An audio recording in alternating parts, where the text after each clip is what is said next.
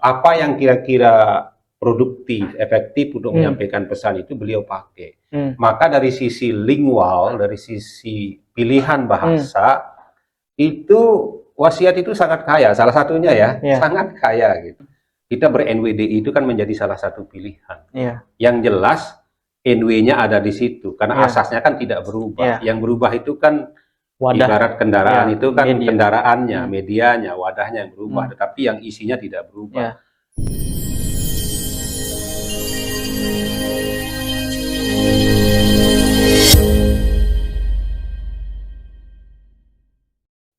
Baik, bismillahirrahmanirrahim, bismillahirrahmanirrahim. Assalamualaikum warahmatullahi wabarakatuh.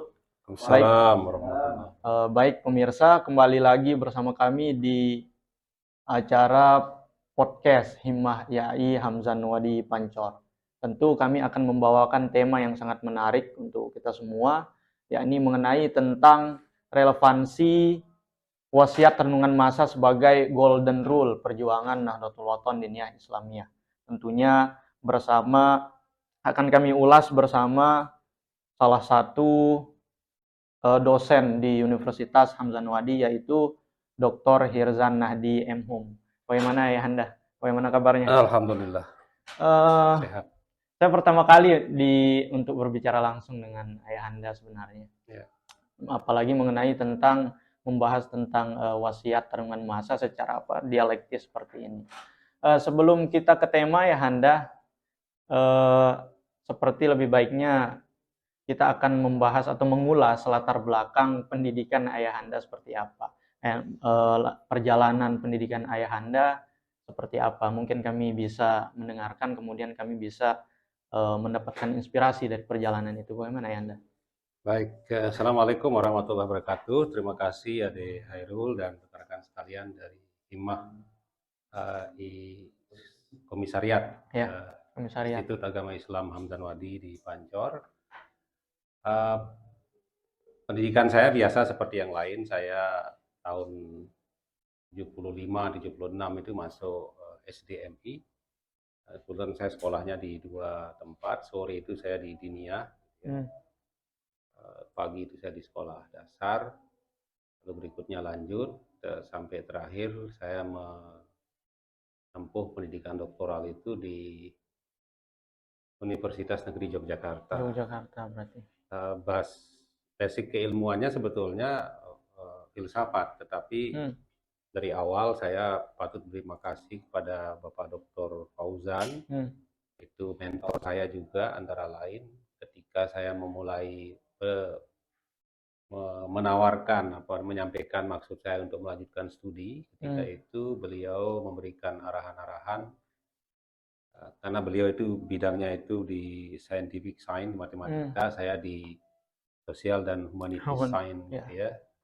Humaniora berarti ya. Beliau menyarankan untuk tetap mengungkap kebajikan-kebajikan yang sudah diwariskan oleh Almarhum Maulana Syekh gitu. Sehingga tugas-tugas kuliah saya itu ya lebih banyak bicara soal kiprah organisasi Nahdlatul Wathon ketika itu, lalu Yayasan Pendidikan Hamzan Wadi.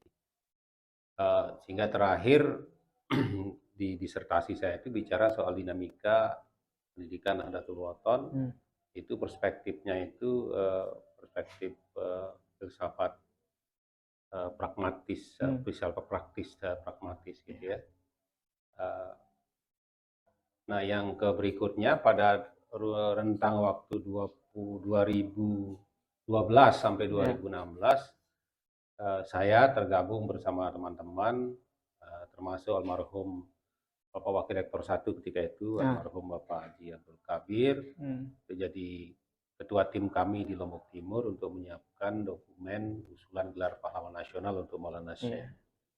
Nah, khusus untuk karya-karya beliau, selain tugas-tugas kuliah dan tugas akhir disertasi, termasuk ketika kita menyiapkan dokumen bersama tim dengan teman-teman, termasuk sampai di Jakarta, itu kami banyak sekali mengalami kendala kaitannya dengan mengungkap dokumen-dokumen akademik.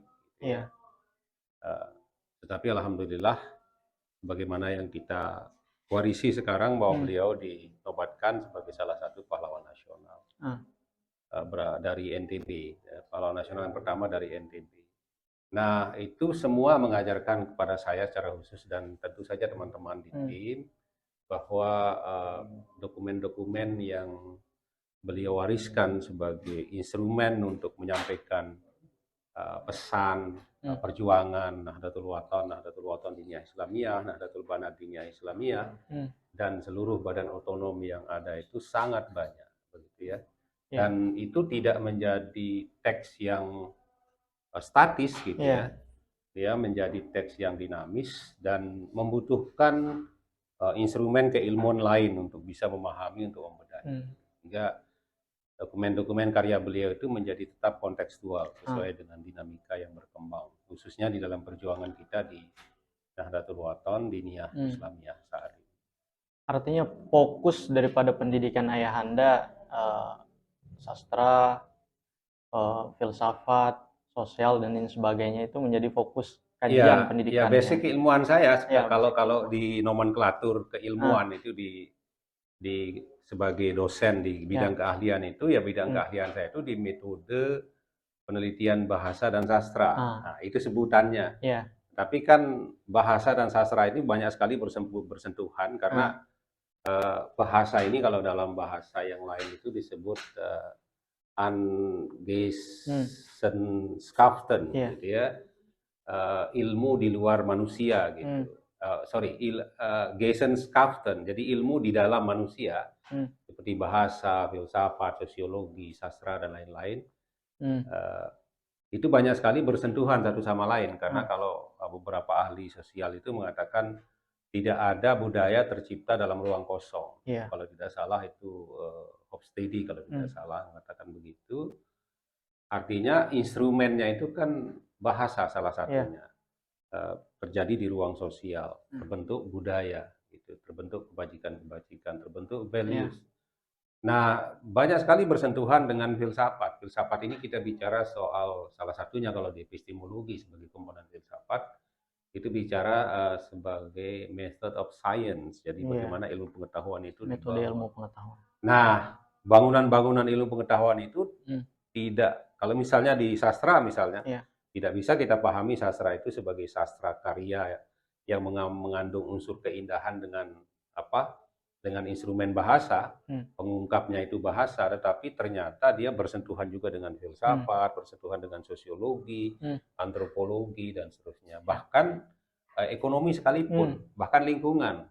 Sehingga yang terbaru itu beberapa bait di dalam wasiat renungan masa itu saya coba pakai pisau bedah ilmu ekologi ya. Ketika Maulana Syekh menyampaikan ada gunung, ada pulau, ada Belongas gitu ya. Belongas itu satu daerah pantai di ujung selatan sana, ujung selatan barat, itu kan ekologi gitu ya.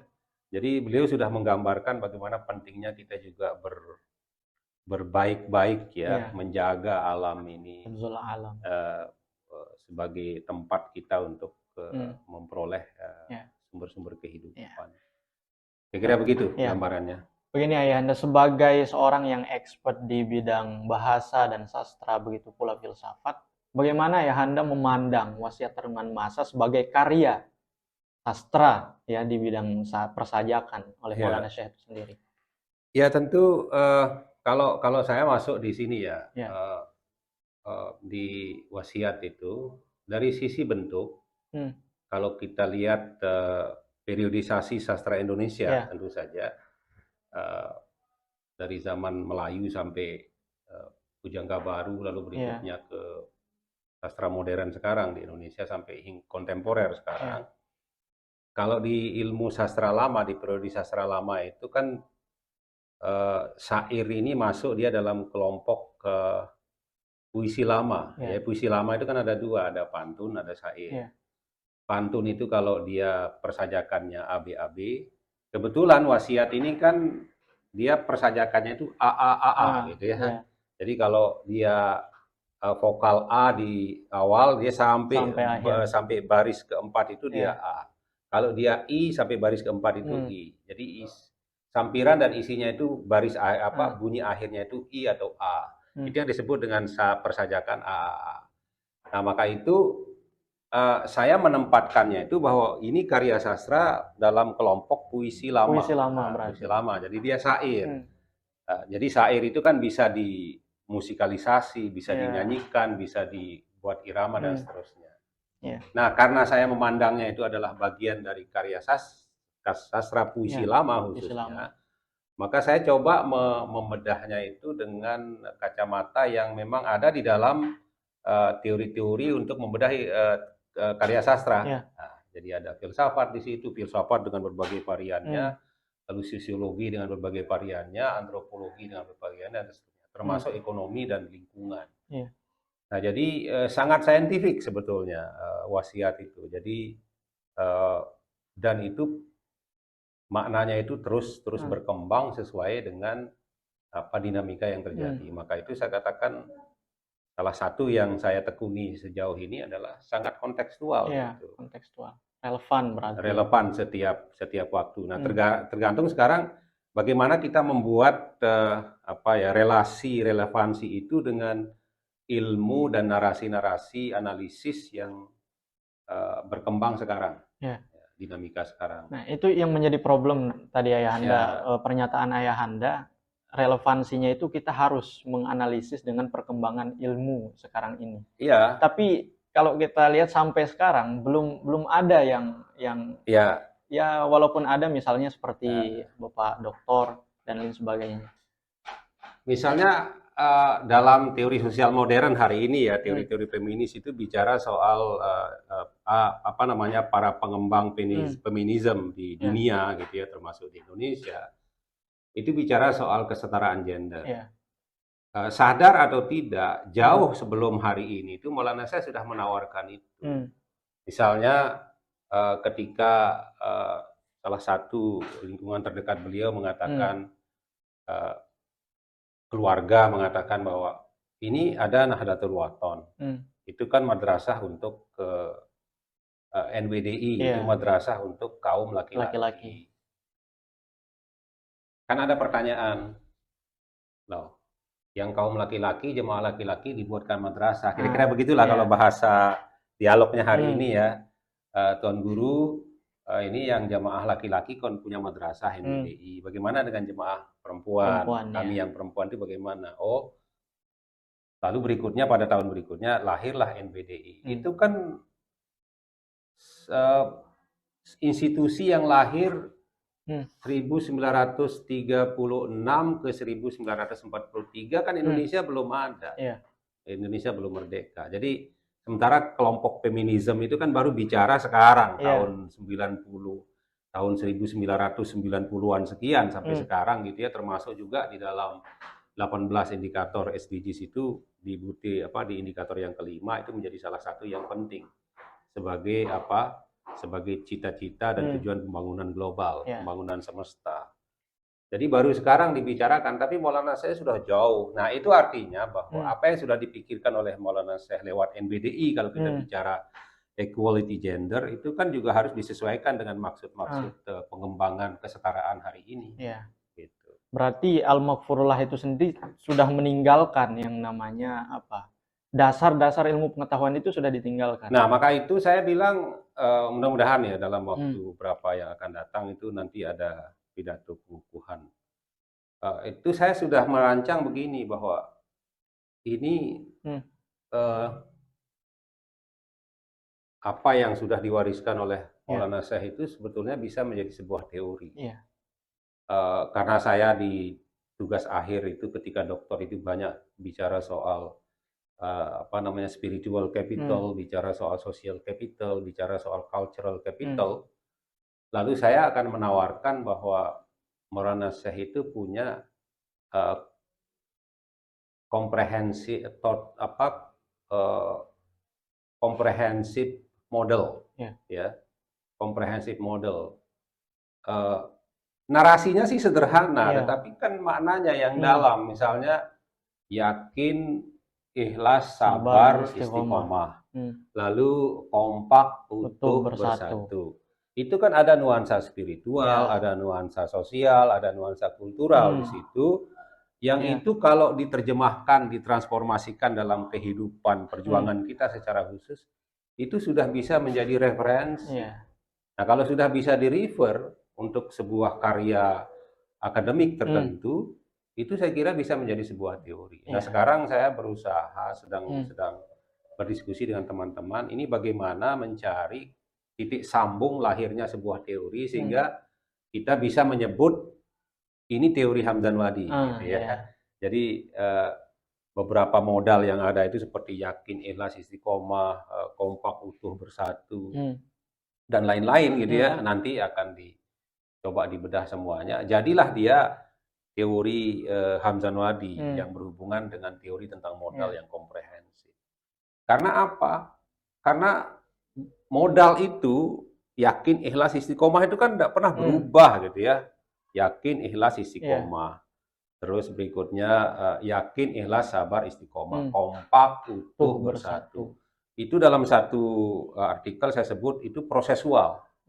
Yaitu prosesual. Jadi prosesual dari generasi ke generasi, dari waktu ke waktu, dari zaman ke zaman. Dan ini perlu dibedah terus, perlu dipublikasi terus, perlu diberikan sentuhan keilmuan sebagai dasar ilmiahnya. Berarti dasar itu sudah diwarisi, tinggal bagaimana kita sebagai anak juang itu untuk menggali, mencari. Nah, sekarang dua hal yang kita bisa pakai. Pertama, kalau kita pakai komponen filsafat, objeknya itu sudah ada, ontologinya itu sudah ada. Sekarang bagaimana ontologi ini bisa memiliki nilai, bisa memiliki makna, bisa berguna, bisa bermanfaat di aksiologinya. Tentu ada proses di situ ya, ada proses method of science di epistemologi. Nah, kita kan berada di tengah sekarang nih. Objek itu ontologinya sudah ada, untuk bisa memperoleh manfaat kan harus dipahami ini barang. Kalau dalam istilahnya Kunto Wijoyo itu understanding and verstehen gitu ya. Jadi memaknai dan memahami gitu. Jadi harus kita paham dulu baru kita bisa menangkap maknanya. Tapi apa yang kita maknai dan kita manfaatkan maknanya itu kan objek. Ya, Maulana saya itu menawarkannya lewat berbagai varian gitu ya. Berbagai bentuk, ada wasiat, ada hizib, ada doa segala macam gitu, ada pesan-pesan. Bahkan ketika saya mengumpulkan bahan selama hampir 1,5 tahun untuk bahan disertasi itu, catatan-catatan kuliah tulibat di Ma'had itu saya dari beberapa generasi itu saya himpun. Dan masih saya simpan dokumennya sampai sekarang bahwa ternyata banyak sekali ya kayak sekarang orang bilang quote gitu ya. Orang bilang quote atau mungkin hashtag atau apa gitu. Banyak sekali catatan-catatan penting, narasi-narasi verbal yang disampaikan oleh Maulana Syekh di depan para santri ketika itu yang sebetulnya mengandung nilai kebajikan yang apa ya, yang sangat dalam, yang sangat fundamen, yang sangat baik untuk kita transformasikan dalam kehidupan ke depan. Setiap kali saya mendengar penjelasan dari Ayahanda mengenai Satu tentang tadi ya, satu tadi saya bicara soal filsafat. Yang kedua, coba kita lihat yang lebih ini sedikit ya dalam teori sosial. Ludwig Berger itu, Ludwig Berger itu punya teori konstruksi, nama teori sosial. Teorinya dalam ilmu sosial. Di situ ada 3 hal yang penting. Pertama itu adalah eksternalisasi, objektivasi, dan internalisasi.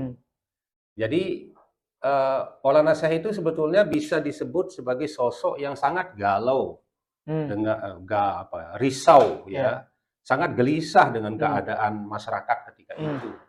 Nah itu bisa beliau rasakan itu ketika beliau keluar bergabung bersama masyarakat.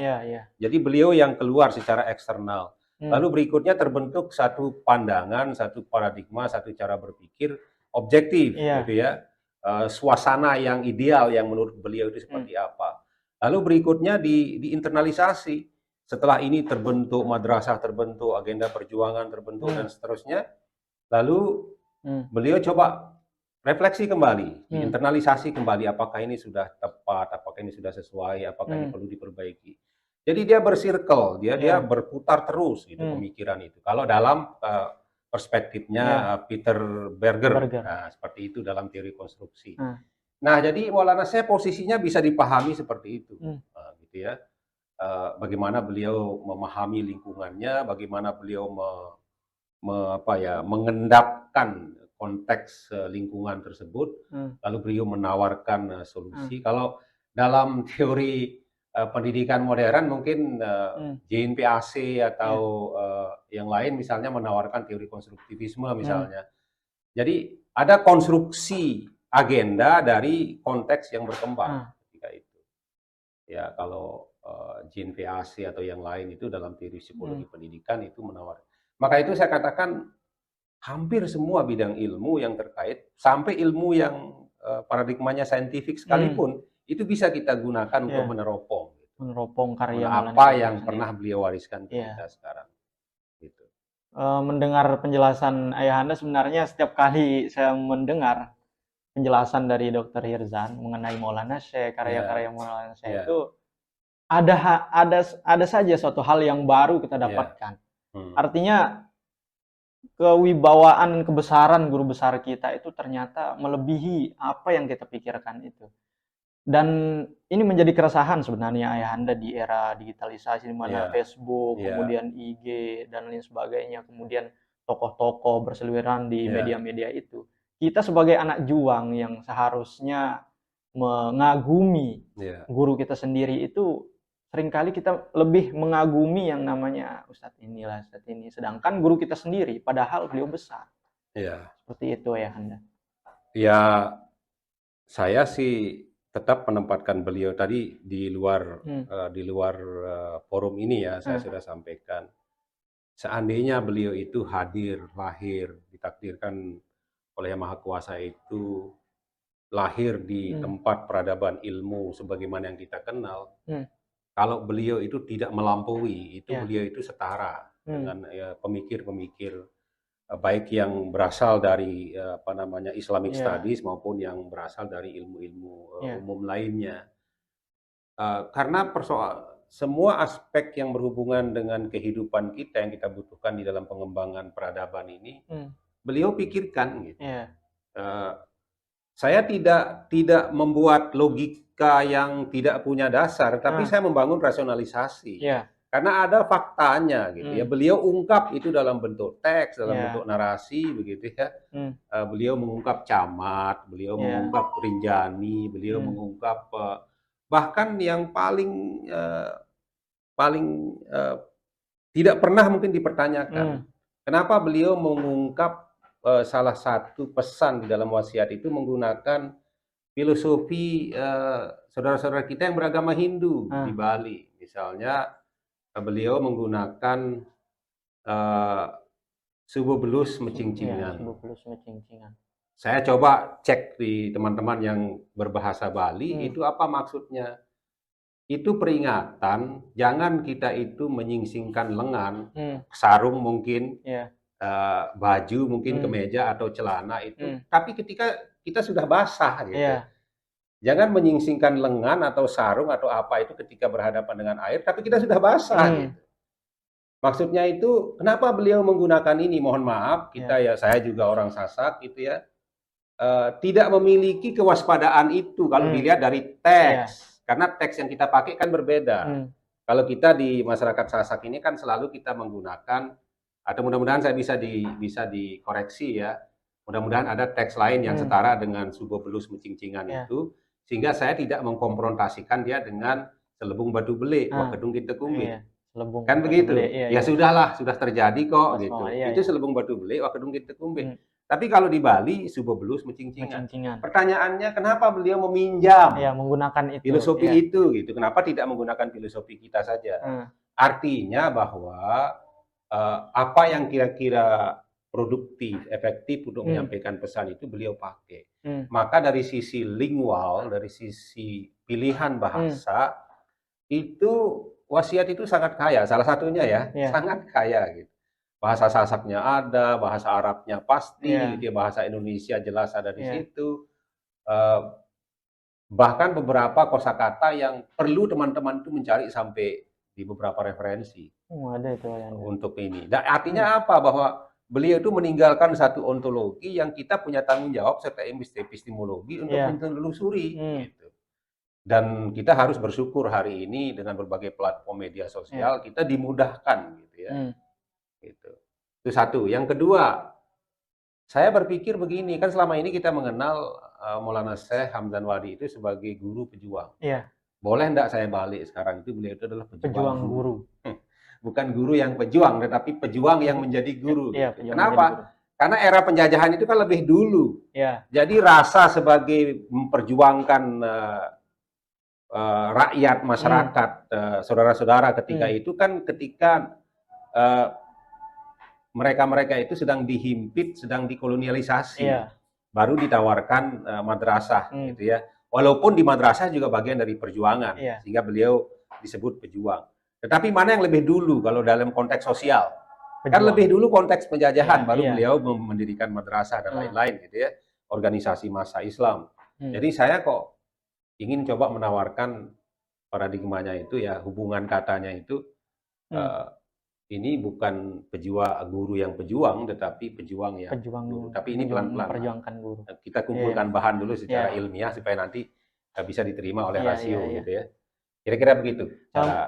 Tadi Ayahanda mengulas bahwa karya Maulana Syekh itu sendiri terdapat muatan filosofis, kemudian sosialnya ada, kemudian bagaimana Al-Maghfurullah hidup kemudian langsung berinteraksi dengan dunia sosialnya. Mengenai dengan tentang pernyataan tadi, saya teringat dengan salah satu seorang tokoh Barat yang bernama Antonio Gramsci. Dia sebenarnya praktisi Marxis sebenarnya Anda.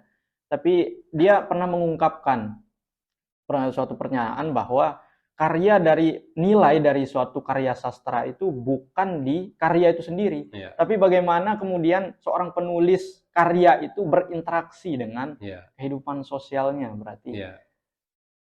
Ya itu yang disebut dengan teori persepsi kalau ATU itu menyebut persepsi. Jadi kalau sudah dilepas ke publik kepada penikmat ya sudah, itu pengarang itu sudah putus urusannya. Tinggal berikutnya sekarang bagaimana penikmat itu macam-macam, ada mahasiswa, ada kritikus, ada pembaca dan seterusnya. Itu yang punya hak untuk menafsirkan, tidak lagi menjadi otoritas dari pengarang. Maka itu ini yang lain ya. Sekarang kan setiap musim penghujan itu kita bau nyale gitu ya. Yang legenda itu lahir dari kerajaan Tunjung Biru dengan Raja Tanjung Beru gitu ya. Punya anak putri cantik yang namanya Mandalika. Gitu kan. Apa yang kita pahami sekarang itu kan otoritas pengarang yang tidak pernah coba diungkap lagi. Bahkan itu sekarang ketika hadir segmen-segmen ekonomi modern seperti misalnya tourism dan lain-lain, itu dihubungkan ke sana sebagai aset kultural kita gitu ya.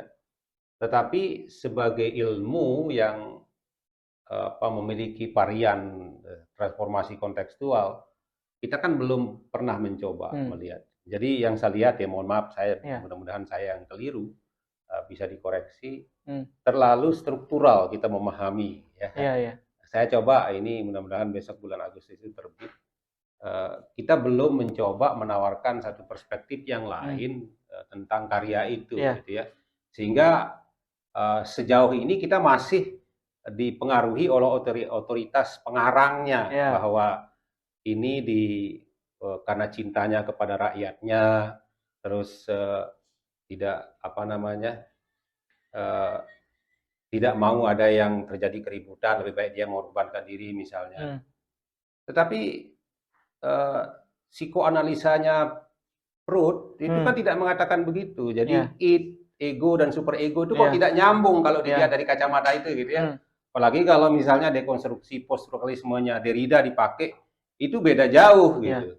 Kan tidak pernah kita pakai itu teori-teori itu untuk ini. Nah, jadi harapan saya ke depan kita bersama-sama mari kita baca terus beberapa pisau bedah yang efektif, yang strategis dan produktif untuk mencoba mengungkap ini. Dan dengan sekali lagi dengan media-media publikasi hari ini, saya kira banyak sekali ruang kita untuk bisa menelusuri itu dan ya menjadi warisan kita berikutnya gitu ya, secara bertahap gitu. Kalau enggak siapa lagi nanti akan menjadi apa, karena selama ini kan kita memahami teks itu sebagai teks dengan makna yang letterlock begitu ya, yang leksikal, padahal di situ itu tersimpan makna yang sangat kaya, yang sesuai dengan konteks dari waktu ke waktu. Kan pembicaraan kita ini mengenai relevansi wasiat Turunan Masa sebagai golden rule. Golden rule itu aturan emas yang kita gunakan sebagai landasan berjuang itu Ayahanda.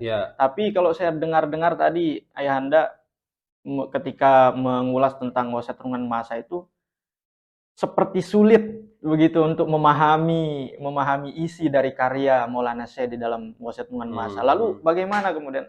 Kalau saya bisa bertanya, apakah tidak sulit bagi kita untuk menjadikan wasiat Turunan Masa itu sebagai golden rule? Sedangkan untuk memahaminya itu perlu keahlian khusus. Dalam relasi sosial sulit itu kan dikomparasikan dengan ketersediaan fasilitas.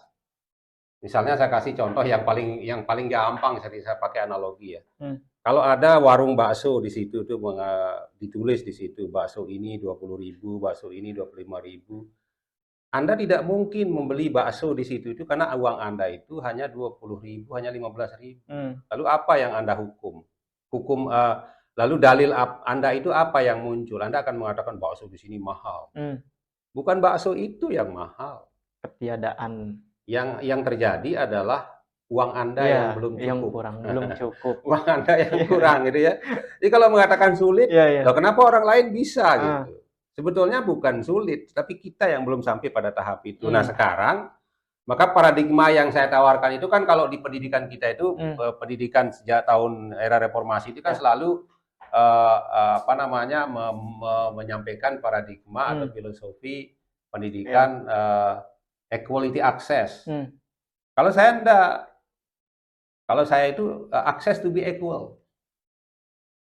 Jadi jangan berikan orang kesempatan yang sama, tapi berikan orang menjadi sama, sehingga dia bisa masuk pada kesempatan itu. Misalnya, jangan orang tiba-tiba lalu disuruh lari 10 kilometer. Ada yang sarapannya pakai roti, ada yang sarapannya pakai singkong, ada yang pakai nasi goreng, ada yang pakai minum susu gitu ya. Loh, seragamkan dulu dia sama-sama minum susu, sama-sama dia makan roti bakar, sama-sama makan pagi pakai nasi goreng, latih dia berapa lama, baru siapkan dia untuk lomba. Jangan tiba-tiba semua orang diberikan kesempatan untuk lomba. Gitu. Misalnya ada passing grade sekian, 7,0 misalnya. Kan ada yang siap ke 7,0, ada yang baru sampai 5,0. Jangan paksa orang yang maksimal 5,0 untuk menempuh angka 7,0. Siapkan dulu bagaimana dia siap menempuh angka minimal 7,0 dong. Itu yang saya sebut sebagai access to be equal, bukan equality access. Maksudnya apa? Kita mengatakan ini sulit karena kita kan belum mampu. Kalau kita sudah mampu, apa yang sulit? Yang masalah itu sekarang bagaimana untuk kita mampu. Ruang-ruang seperti ini saya kira salah satu pilihan, dia salah satu instrumen untuk bisa mampu seperti itu. Soalnya seperti ini kan, kalau kita yang masih belum sampai di keahlian keilmuan yang seperti yang Ayahanda jelaskan itu kan, kita sangat berhati-hati untuk menginterpretasi. Saya lihat dari tulisan-tulisan di tembok ini ya, ini tulisan critical thinking semua. Saya lihat buku-buku di belakang ini juga buku-buku semua. Ini buku berat ini, buku berat ini. Lah kalau Anda sudah sampai ke situ, jangan-jangan Anda belum transform bacaan itu gitu. Artinya begitu Anda memahami satu paradigma di dalam satu buku itu, lahir muncul teorinya, Anda belum kirim keluar. Jadi kalau Peter Berger itu mengatakan Anda masih pada tingkat belum pada tingkat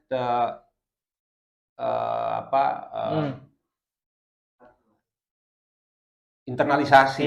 Jadi masih pada tingkat eksternalisasi, objektivasi, belum ke tingkat internalisasi. Menuangkan. Bagaimana ini bisa kacamata ini, Anda itu masih suka, ibarat kacamata itu Anda masih suka pakai kacamata itu pose, selfie.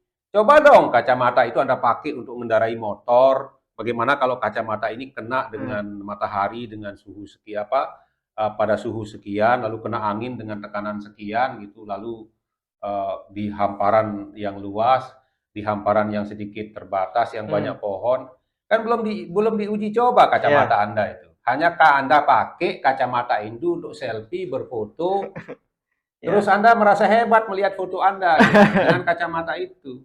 Padahal kacamata itu sebetulnya kacamata itu bisa untuk ke pantai, bisa untuk ke gunung, bisa untuk mengendara dan seterusnya. Artinya itu PR besar kami lah di Himah NWDI, hanya sampai pada proses eksternalisasi dan objektifikasi.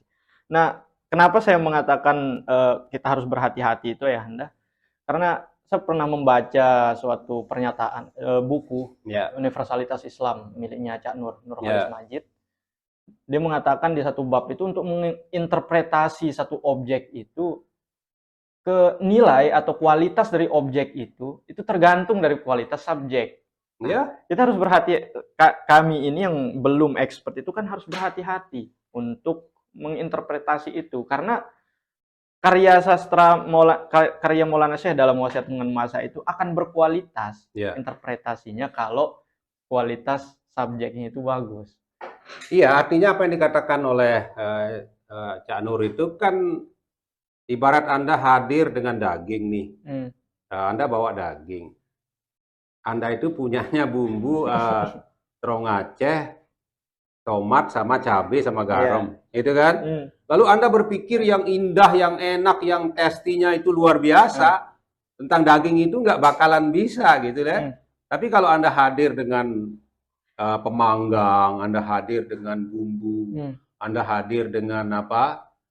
Dengan jenis kecap, jenis saus yang begini, terus apa? Anda punya campuran-campuran ingredient yang Anda punya tahapan untuk mengolahnya. Anda baru bisa bayangkan ini akan jadi steak yang seperti apa, akan seperti. Kalau Anda hanya bawa tomat sama cabai sama garam sama sabut kelapa untuk mengolah daging, terus Anda membayangkan yang indah-indah nggak bakalan gitu. Karena ini barang itu kalau kita analogikan seperti daging, dia akan menjadi sangat baik kalau diolah dengan campuran yang baik, dengan langkah yang baik, yang dengan alat-alat yang tepat. Nah, yang kita belum punya ini kan alatnya, ilmunya maksud saya gitu ya. Terus langkah metodologisnya seperti apa, konteks yang kita mau teropong atau tempat kita mentransformasikan seperti ibarat kacamata tadi itu seperti apa konteksnya. Ini kan yang belum ini. Dan itu prosesual menurut saya. Maka itu kan ada lagu kami betul ya? Yang Mars NWDI, yang TGB, yang diciptakan oleh TGB. Yang selain cinta kokoh pada agama. Cinta kokoh. Itu kita kan teguh pada negara. Nah, terus ada kan satunya lagi dulu yang zaman Maulana Syekh itu kan yang Kami Benihan Nahdlatul Ulama. Itu kan. Saya tulis itu berembrio dari situ. Cinta teguh pada agama, cinta kokoh pada negara itu kan cuplikan dari wasiat.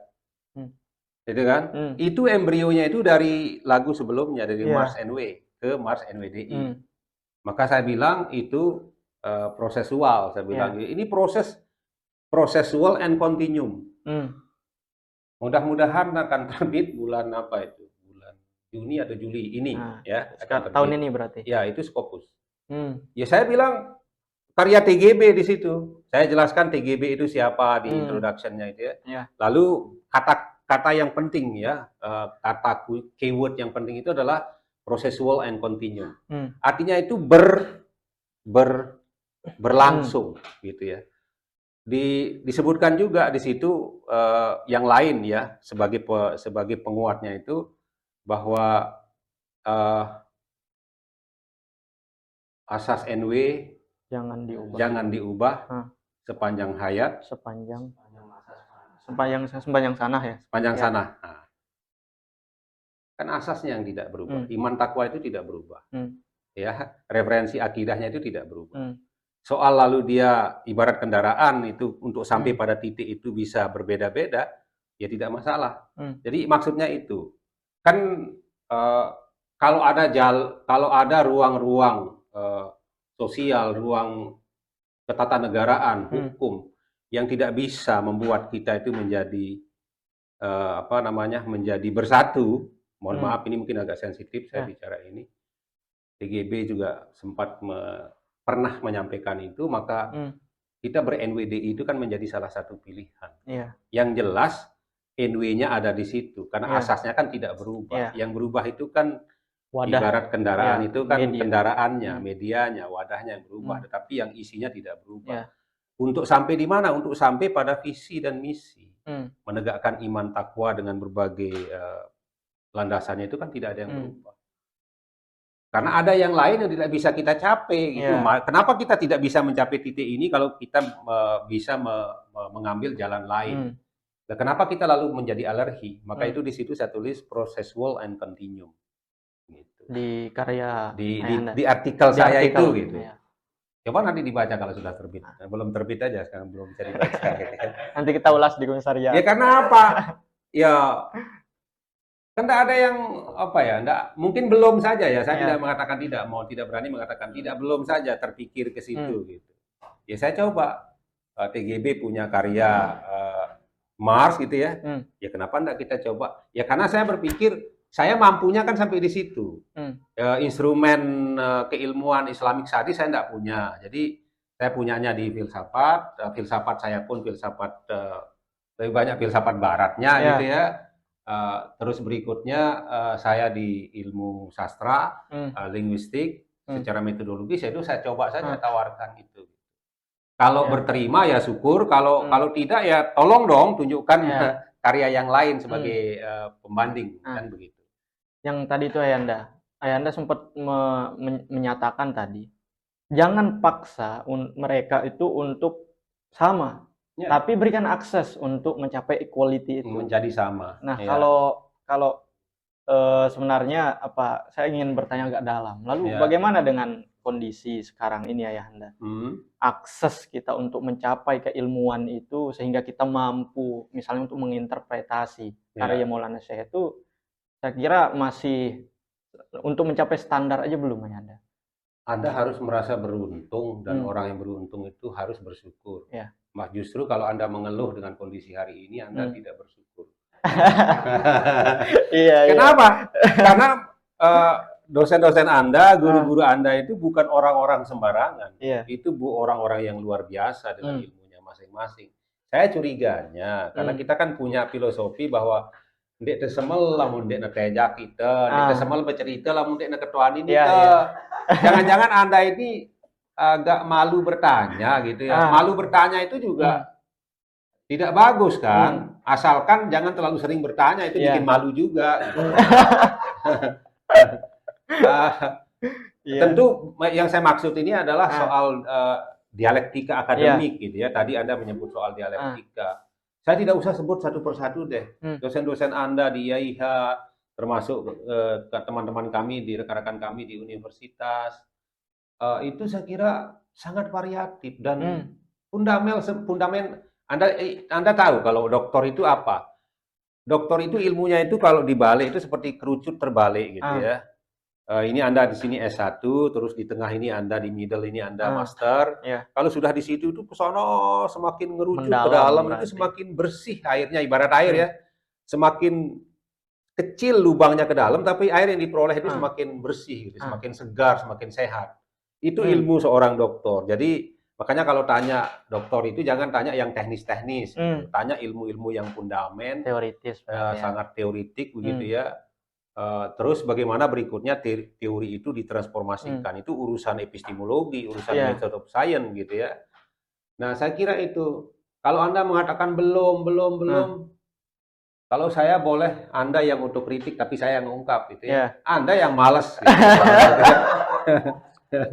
Anda yang malas. Gitu. Ilmu sekarang begitu banyaknya, dengan mudah ya. Tentu kita juga harus selektif ya. Harus pilih yang mana yang kira-kira sesuai. Dan cara memahami ilmu itu begini loh. Harus ada critical, pertanyaan kritis. Apa sih yang dimaksud gitu? Kalau apa yang dimaksud itu berarti jawabannya itu deskripsi. Kalau bertanya dengan mengatakan mengapa itu terjadi berarti eksplanasi. Coba dong giring dia orang-orang yang menjadi relasi Anda itu, apakah itu dosen apa teman diskusi, Jangan sampai deskripsi. Hmm. Misalnya kalau saya katakan tadi itu Peter Berger misalnya mengatakan ini ada eksternalisasi, ada objektivasi, ada internalisasi gitu ya. Itu kan deskripsi teorinya. Tetapi bagaimana teori ini jatuh di dalam hamparan dunia nyata, ilmu sosial, dunia ilmu sosial, hamparan sosial. Itu kan pertanyaan mengapa begitu gitu. Nah, mengapa begitu kan belum. Nah, Peter Berger menganggap bahwa kenapa orang harus jatuh dalam dunia eksternal dia di luar dirinya, karena dia merasa belum final, dia merasa belum tuntas, sehingga dia butuh sesuatu yang lain gitu. Walaupun misalnya begini contoh, kita contohkan Maulana Syekh. Maulana Syekh secara keilmuan sudah menganggap cukup, dianggap cukup, makanya beliau paham konteksnya. Tetapi apakah betul apa yang dirasakan oleh masyarakat ini seperti yang beliau pikirkan, itu kan harus dicek dulu ke masyarakat. Ketika itu, maka ditawarkanlah objektif-objektif dalam bentuk lembaga pendidikan, lembaga dakwah, dan seterusnya. Gitu. Artinya gini ya Yanda, sebenarnya kami ini sering kita mendengar gitu kondisi, kita selalu mengeluh dengan kondisi segala macam. Artinya dengan penjelasan Ayahanda tadi, bahwa kita memiliki itu akses untuk ke sana itu sudah ada, tinggal kita yang menjemput saja kan? Iya. Di sini tempatnya nggak usah jauh-jauh. Dosen-dosen Anda itu saya nggak usah sebut nama deh. Orang-orang hebat semua. Ya, nanti ditandem lagi dengan teman-teman di universitas, tandem lagi dengan Mas Saeh, bapak-bapak Mas Saeh di Ma'had. Waduh, akan sangat kaya. Kita kembali lagi ke wasiat dengan masa itu ya, Anda. Terkait dengan intrik politik yang ada di dalam wasiat itu. Sebenarnya apa yang dimaksudkan oleh Maulana Syekh ketika beliau itu mengulas atau menulis syair tentang politik itu sendiri? Ya. Politik itu kan lahir bersama lahirnya peradaban. Nah, gitu ya. Cuman kalau dalam teori abad 17-an gitu kan, disebutkan politik itu adalah satu bidang ilmu, satu ilmu untuk mengatur orang lain untuk mencapai kesejahteraan bersama. Itu politik. Politik ini kan ranah yang suci sebetulnya, ranah atau konteks yang bagus gitu. Kalau ada yang membuat stigma yang tidak bagus tentang kata politik, itu kan akibat bawaan saja dari praktek-praktek kalau bahasa hari ini oknum gitu ya. Bukan politik sebagai dunia, bukan politik sebagai konteks, bukan politik sebagai instrumen. Tidak ada masalah. Dan tidak ada sejarah peradaban ini yang lepas dari kebutuhan untuk bersegmentasi dengan atau berintegrasi dengan segmen yang namanya politik. Karena apa? Ilmu mengatur kan, ilmu saling mengatur. Orang beragama perlu diatur supaya dia itu efektif, tujuannya itu tercapai. Mungkin tujuan itu bisa saja tercapai, tetapi ketika tidak diatur dalam dalam institusi atau struktur yang secara bersama-sama secara politik, mungkin tidak lebih cepat hasilnya. Sampai tapi tidak lebih cepat, tidak accelerate istilahnya begitu ya. Nah, itu maka politik ini menjadi penting. Nah, dalam konteks beliau, kalau kita lihat wasiat kembali kepada ilmu besarnya ya, wasiat sebagai karya sastra. Karya sastra itu kan potret kehidupan yang dirisaukan oleh pengarangnya untuk menggambarkan situasi yang terjadi pada saat itu yang akan disampaikan kepada khalayak dalam cara yang berbeda. Itu kan persoalannya, ilmu sederhananya tentang kesusastraan. Dia potret sosial, potret budaya, termasuk juga potret kondisi politik yang terjadi ketika itu. Maka kenapa lalu ada kolonialisasi? Itu juga bagian dari politik. Tapi politik yang kita maksud ini adalah politik yang tidak menguntungkan, politik yang merugikan pihak lain. Kalau ilmu politik yang standar itu kan mengatur orang lain untuk kepentingan bersama, untuk kesejahteraan bersama. Tetapi ada juga politik yang ada penumpang gelapnya, begitu ya, yang digunakan untuk mencari keuntungan sendiri, yaitu praktek-praktek kolonialisasi misalnya. Nah, kenapa beliau lalu menawarkan itu di dalam wasiat? Karena kita memang butuh Iya. gitu ya. Pada saat itu ketika konteks itu terjadi kita sangat butuh dalam masa depan seperti hari ini. Kan kalau kita bicara masa depan itu kan Iya. hari ini nih. Yang beliau maksud dengan harapan masa depan itu kan yang sekarang. Iya. Kita sekarang mencanangkan masa depan untuk yang Hmm. besok. Itu kan sangat kontekstual. Ya. Politik sejak saat itu sangat dibutuhkan, bahkan sebelumnya itu sudah ada. Lalu berikutnya dan seterusnya dalam konteks, semua konteks itu ada politik. Maka itu beliau menawarkan politik itu menjadi penting. Tapi ingat, visi dan misi kita yang utama itu apa? Kan begitu. Jadi harus dibedakan antara instrumen dan tujuan dan instrumen utama dengan instrumen tambahan. Misalnya ibarat, ya mungkin tidak cocok juga, tapi kira-kira beginilah. Saus sama kecap itu kan bukan menu utama bakso. Yang bakso itu kan ada daging ya, meatballnya itu, lalu ada mie-nya, lalu ada kuahnya yang sudah dibumbuin. Yang katanya ada bawang gorengnya, yang katanya ada sayurnya, yang harus ada sausnya, kan belakangan tuh. Jadi kan itu persoalannya. Misi utama ini kan pendidikan, dakwah Islam, sosial, dan ekonomi umat. Nah, soal lalu ada politik berikutnya itu kan itu yang mengakselerasi. Itu instrumen tambahan. Jadi nendangnya itu bukan tidak enak bakso itu tanpa kecap, tanpa saus. Dia akan lebih nendang enaknya itu kalau ada sausnya, ada kecapnya. Kira-kira gitu ya. Nah, jadi politik ini instrumen tambahan, tetapi sangat strategis. Kan begitu? Nah, pesan beliau itu kan ini instrumen utama, ini instrumen tambahan. Bahkan dalam pernyataan yang lain mungkin tidak tertera di dalam wasiat itu, tapi saya kutip di dalam sumber yang lain yang mengatakan bahwa ini ibarat sawah dan cangkul. Ya, ibarat sawah dan cangkul. Kalau cangkulnya sudah tidak layak pada sawahnya, jangan jual sawah untuk beli cangkul. Ganti cangkul. Ganti cangkul. Jangan NWDI-nya yang kita ubah segala macamnya begitu ya, asas perjuangannya, misi perjuangannya. Kalau politik partai misalnya salah satu instrumen politik adalah partai politik, kalau sudah tidak cocok ya ganti partai. Tidak masalah. Itu transformasi dalam pikiran saya yang dimaksud dengan analogi yang menyebutkan bahwa ibarat cangkul dan sawah, dan cangkul. Kalau cangkul itu sudah tidak cocok dengan sawah, maka jangan jual sawah untuk ganti cangkul. Silakan cangkulnya yang diganti. Kalau misalnya itu menyangkut politik, ya jangan urusan ke pokok ber-NWDI kita yang kita kaburkan. Ya politiknya harus berubah. Kalau pasangannya tidak cocok ya ganti pasangan. Kenapa misalnya gitu ya, mohon maaf ya, terlalu kontekstual ya saya bicaranya ya. Itu kira-kira contohnya gitu. Jadi pertanyaannya kalau kembali kepada tema pokok, tema yang topik yang Anda tawarkan itu sebagai rule, golden rule perjuangan, itu saya kira ini memang salah satu rel, salah satu garis yang kita diwariskan oleh beliau, oleh Maulana Syekh itu untuk kita terus melanjutkan perjuangan ini.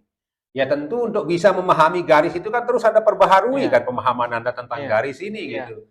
Jangan Anda yang terus berjalan sampai di mana, garis Anda itu tidak pernah Anda perbaharui. Kan itu masalahnya sekarang. Kalau Anda menyebut golden rule perjuangan Nahdlatul Ulama Diniyah Islamiyah, wasiat ini salah satunya, diperbaharui dong pemahaman kita tentang rule ini, tentang garis ini.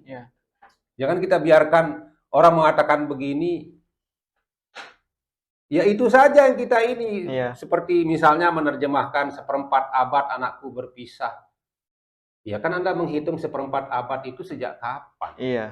Lalu Anda menghitung 1/4 abad itu sebagai angka matematika saja. Ini kan soal yang sangat saintifik kalau dilihat dari kacamata kesusastraan, kapan karya ini lahir dan apa yang terjadi pada saat itu. Kira-kira apa yang mau digambarkan oleh beliau yang dipesankan kepada kita.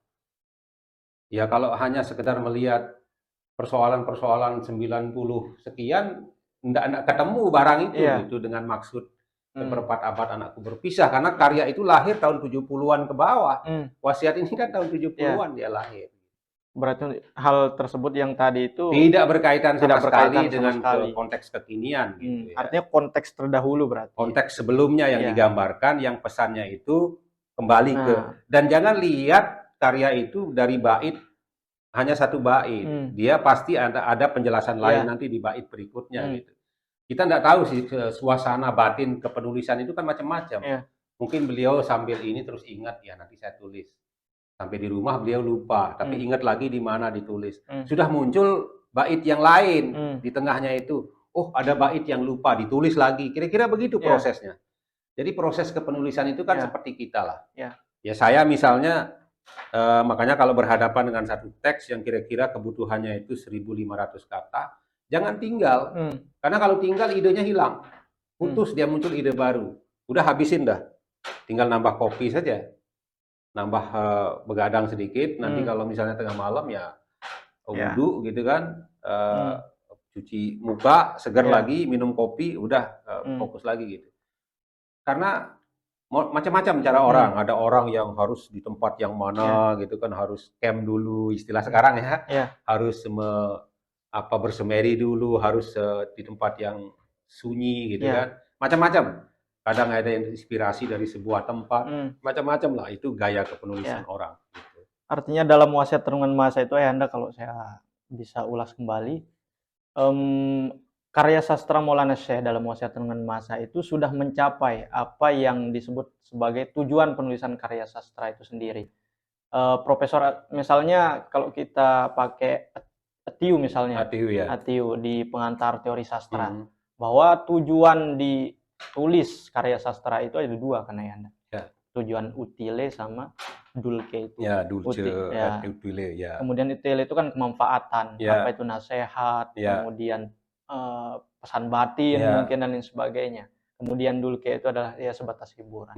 Artinya karya sastra Maulana Syekh dalam Wasiat Renungan Masa itu sudah sampai pada utile itu. Kemanfaatan itu ya Anda. Dan itu terus menerus. Dan itu terus menerus. Kan nggak bisa dulce et utile itu utile pasti. Tetapi untuk mencapai utilenya kan harus contoh kayak begini. Ini minum ini akan bermanfaat kalau Anda kasih kepada orang yang butuh minum. Kalau Anda simpan saja di tas itu 4 hari, kan tidak bermanfaat ini barang. Gitu ya. Jadi utile itu lihat dulu dong konteks yang di mana tempatnya mau dimanfaatkan. Nah, untuk bisa dimanfaatkan harus dibedah. Kenapa? Karena karya sastra ya, kalau teori sastra itu mengatakan ini potret kehidupan. Siapa? Potret kehidupan manusia dengan lingkungannya.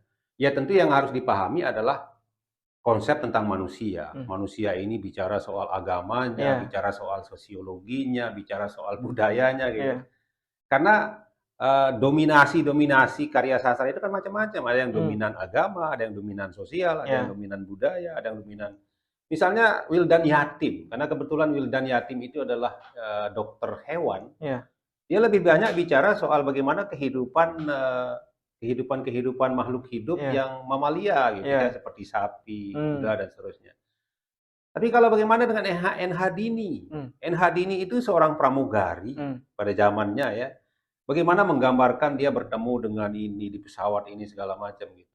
Jadi dunia yang ada pada dirinya itulah yang dipakai untuk meneropong dunia lain di luar dirinya gitu. Nah, sekarang Maulana Syekh orang Sasak berhadapan dengan masyarakat Sasak seperti itu, yang agamanya seperti apa, yang sosialnya seperti apa, yang karakter kulturnya seperti apa, itulah yang digambarkan dalam wasiat itu. Nah, sekarang untuk bisa menggambarkan itu kan harus ada ilmunya, harus memahami masyarakat Sasak seperti apa, filsafat yang dianut seperti apa, yang dan kita seterusnya, gunakan, dan seterusnya.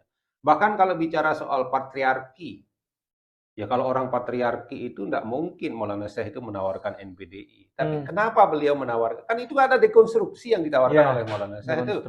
Ada sesuatu yang berbeda dari pikiran lazim, ada dari pikiran mainstream masyarakat Sasak ketika itu. Bahkan mungkin sampai hari ini. Balew, pendek milu. Nah, kira-kira begitulah kan. Kalau teman cewek itu kan seringkali Anda gitu kan. Jadi ada sesuatu yang, nah untuk bisa memahami ini dekonstruksi, ini post struktural, itu kan harus paham pisau bedah itu, Iya. harus dibaca. Dan itu tidak sulit kok untuk memahaminya. Saya tidak Iya. akan mengatakan tidak mudah, tidak sulit. Tidak sulit. Ya, tinggal dijemput. Tinggal dijemput saja.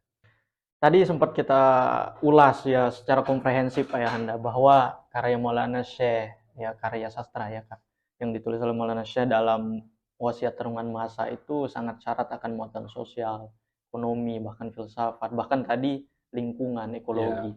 Nah, sekarang kita sebagai anak juang Ayahanda, bagaimana kemudian menggunakan golden rule itu sebagai berjuang? Bagaimana cara berjuang dengan menggunakan itu sebagai anak juang sekarang ini? Ya, perjuangan itu kan, segmen perjuangan ini kan banyak. Ya.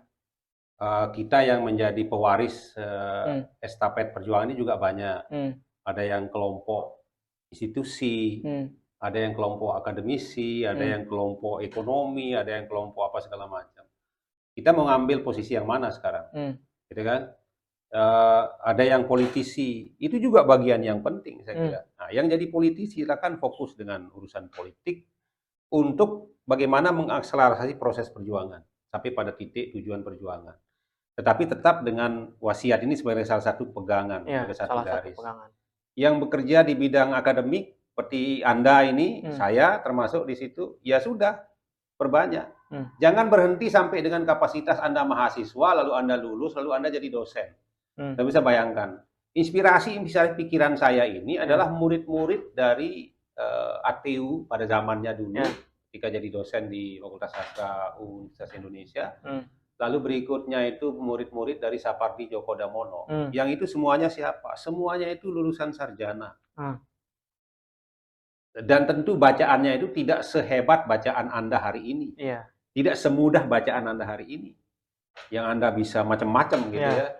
Nah sekarang tinggal bagaimana bersyukur, bentuk bersyukurnya itu adalah maksimalkan potensi Anda, fasilitas yang ada sekarang, informasi dan teknologi ini, yang begitu cepat diakses, tinggal sekarang bagaimana kita memegang satu instrumen keilmuan yang ini, karena ilmu ini macam-macam, terus berjalan. Pengalaman saya misalnya kan tadinya saya dari sisi sosial, saya berhenti sampai di sosiologi struktural. Talcott Parsons misalnya untuk menciptakan ekuilibritas, keseimbangan. Tetapi berikutnya tidak cukup. Ternyata ada sesuatu yang susah dipahami, ternyata tidak bisa dipahami dengan kacamata struktural. Perlu dibaca ulang, perlu dikaji, perlu dilandasi dengan ilmu-ilmu poststruktural. Saya tawarkan Jacques Derrida misalnya. Nanti soal yang lain saya coba lagi. Yang terbaru sekarang saya berpikir tentang stoicisme. Ternyata Maulana saya itu menawarkan stoicisme. Jadi beliau di dalam satu potongannya itu, dalam satu pesan, ndek semente me jari camat, ampuk me apa gitu, kira-kira gitu ya. Itu stoisis. Jadi jangan berharap bahwa ini kita jadi pejabat lalu kita hebat. Jadi apapun kita pasti hebat. Hebat itu kan sangat ditentukan oleh di mana kita bermanfaat. Kemanfaatan kita kan, dalam bahasa Anda itu apa gitu kan. Artinya apa? Yang disebut kok camat, enggak bupati. Camat yang disebut artinya membandingkan yang lain gitu. Yang lain ke atas, artinya beliau menyebut camat gitu. Jabatan yang ya tanpa bermaksud merendahkan ya, jabatan yang tidak terlalu tinggi dibanding jabatan lain. Itu stoisis. Stoisis ala Maulana Syekh. Jadi saya mengatakan ini stoisis Maulana Syekh gitu. Nah, itu dari mana berkembang? Kan setelah baca teori-teori tentang teori. Nah, tugas kita itu adalah kan ada, kalau barangnya itu belum ada, itu kan kita masih berlogika. Tapi kan ini sudah ada barangnya. Ada komponennya dalam filsafat itu, ada ontologinya. Kita tinggal menguatkan diri dengan aspek-aspek epistemologinya di dalam sebagai method of science-nya untuk sampai kepada kemanfaatan. Kalau ini garis perjuangan gitu ya. Kancah perjuangan ini sudah luas sekali. Semakin banyak orang, semakin banyak madrasah, tidak menjadi semakin mudah perjuangan, justru semakin kompleks dan semakin sulit. Tapi tetap kita tidak bergeser dari rule kita. Tapi bagaimana kita tetap berpegang teguh pada rule? Ya rule kita itu harus kita percantik terus dengan melihatnya dari berbagai sudut pandang keilmuan. Kira-kira gitu. Nah, artinya ya siapapun boleh berjuang. Kalau Anda expert bidang ini, silahkan berjuang dengan ini, ambil. Tapi tetap menggunakan salah satu Tetap menggunakan golden ini rule prinsip itu. golden rule ini tadi. Dan golden rule ini harus dipahami dengan berbagai sudut pandang Ya. keilmuan. Mungkin hanya itu, mungkin pertanyaan terakhir Ayahanda. Mungkin nanti kita bisa ulas kembali lebih dalam di kesempatan berikutnya. Saya terima kasih sudah diundang untuk menyampaikan ini, dipancing lagi untuk lebih membaca lebih banyak. Membaca lebih banyak. Saya mungkin mewakili teman-teman di Komisariat Ayahanda untuk mengucapkan terima kasih sebesar-besarnya karena Ayahanda menyempatkan waktu ya untuk langsung ke Sekretariat Himmah Yai Hamzah Nuwadi Pancor. Baik, mungkin pemirsa, mungkin hanya itu dialog kami mengenai tentang relevansi wasiat kandungan massa sebagai golden rule perjuangan. Mungkin hal-hal yang bersifatnya kritik, saran dan lain sebagainya bisa ditulis melalui komen dan lain sebagainya. Saya sebagai moderator Khairul Majidi undur diri untuk kita semua. Baiklah, wallahul muwaffiq wal hadi ila sabilir rasyad. Assalamualaikum warahmatullahi wabarakatuh. Waalaikumsalam warahmatullahi wabarakatuh.